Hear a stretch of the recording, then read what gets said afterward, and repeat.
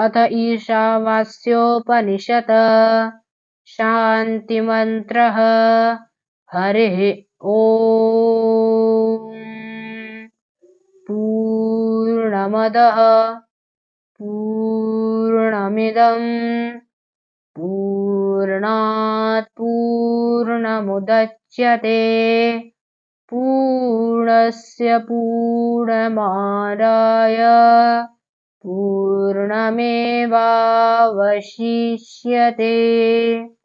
ॐ शान्ति शान्ति शान्तिः।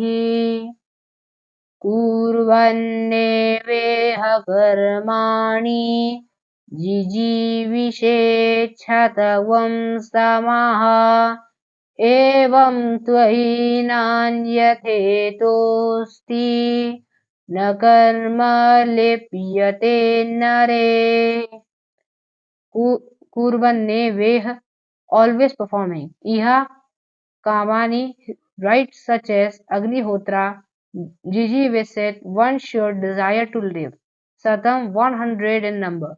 Samaj years. For thus much is known to be the maximum age of man, since this is a mere iteration of an empirically known fact. What should be taken as enjoined here is that if one should desire to live 100 years, he should live only performing karma. Evam in this manner, in regard to you, near that is when you live content to be a mere man. Ita, that is, from this present course of performing karma like Agnihotra, different course Nasti does not exist, in which course evil action does not stain. That is, you do not get tainted by sin.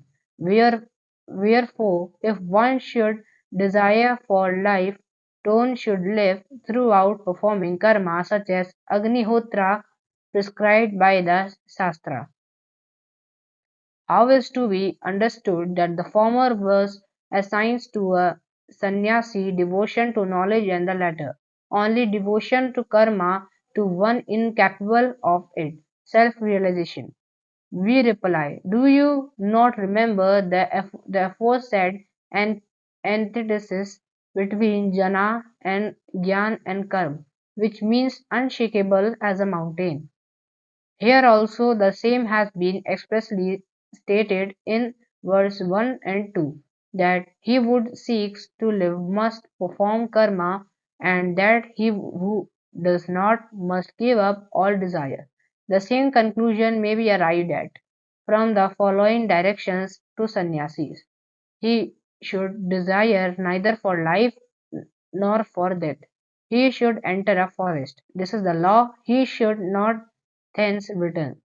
The difference in result between the two will also be pointed out later on.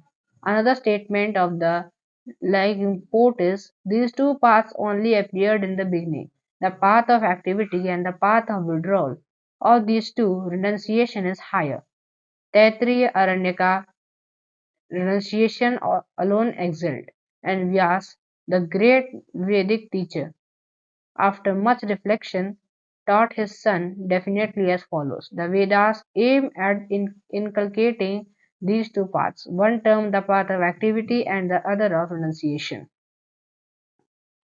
कुर्वन्नेवा अर्थात सदैव प्रदर्शन करने वाला, यह या यहाँ कर्माण्य अग्निहोत्र जैसे संस्कार, जिजीविषेत जीने की इच्छा होनी चाहिए, शतम 100 की संख्या में, समाह वर्ष, क्योंकि इतनी ही मनुष्य की अधिकतम आयु मानी जाती है, क्योंकि यह अनुभवजन्य रूप से ज्ञात तथ्य की महज पुनरावृत्ति है। जिसे यहाँ आदेश के रूप में लिया जाना चाहिए वह यह है कि यदि किसी को 100 साल जीने की इच्छा होनी चाहिए तो उसे केवल कर्म करते हुए जीना चाहिए।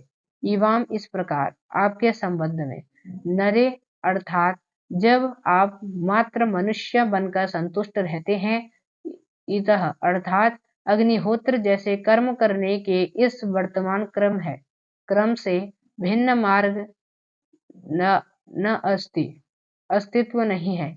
जिस क्रम में बुरे कर्म का दाग नहीं लगता, यानी आप पर पाप का दाग नहीं लगता। इसलिए यदि किसी को जीवन की इच्छा करनी चाहिए तो शास्त्र द्वारा निर्धारित अग्निहोत्र जैसे कर्म करते समय स्वर जीवित रहना चाहिए। इसे कैसे समझा जाए? ये पहला श्लोक एक सन्यासी को ज्ञान के प्रति भक्ति प्रदान करता है और दूसरा इसके लिए असमर्थ व्यक्ति को केवल कर्म के प्रति समर्पण, आत्म साक्षात्कार प्रदान करता है। हम उत्तर देते हैं, क्या आपको ज्ञान और कर्म के बीच पूर्वोक्त विरोधाभास याद नहीं है, जो पहाड़ की तरह अटल रहता है? यहाँ भी श्लोक 1 और 2 में स्पष्ट रूप से यही कहा गया है कि कि जो जीना चाहता है उसे कर्म करना चाहिए और जो नहीं करना चाहता उसे सभी इच्छाएं छोड़ देनी चाहिए। निम्नलिखित से एक ही निष्कर्ष पर पहुंचा जा सकता है। सन्यासियों को निर्देश, उसे न जीवन की इच्छा करनी चाहिए न मृत्यु की। उसे एक जंगल में प्रवेश करना चाहिए, यह कानून है। उसे फिर वापस नहीं लौटना चाहिए। दोनों के बीच परिणाम का अंतर भी बाद में बताया जाएगा। इसी तरह के आयात का एक और कथन है, ये दो रास्ते केवल शुरुआत में दिखाई दिए, गतिविधि का मार्ग और वापसी का मार्ग। इन दोनों में से त्याग उच्चतर है। तैत्तिरीय आरण्यक त्याग ही उत्कृष्ट है और महान वैदिक शिक्षक व्यास ने बहुत चिंतन के बाद अपने बेटे को निश्चित रूप से इस प्रकार शिक्षा दी। वेदों का उद्देश्य इन दो मार्गों को विकसित करना है। एक को गतिविधि का मार्ग और दूसरे को त्याग का मार्ग कहा जाता है। धन्यवाद।